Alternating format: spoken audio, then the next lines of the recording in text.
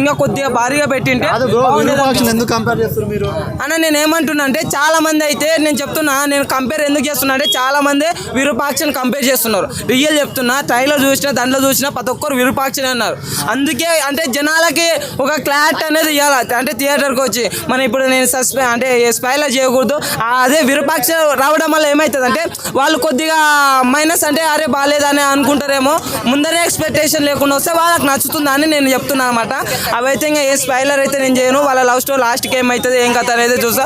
But ఒకటే చెప్తున్నా, అంటే వాళ్ళు చనిపోయిన వాళ్ళ మీద ప్రేమ అనేది ఎప్పటికీ తగ్గకూడదు. అదే లాస్ట్ ఒక కంక్లూజన్ ఉంటుంది. బట్ పార్ట్ 2 ఉందో లేదో చూడాలి. మళ్ళీ ఇంకా మనకైతే ఏమైతే ఇంటి చేయలేదు.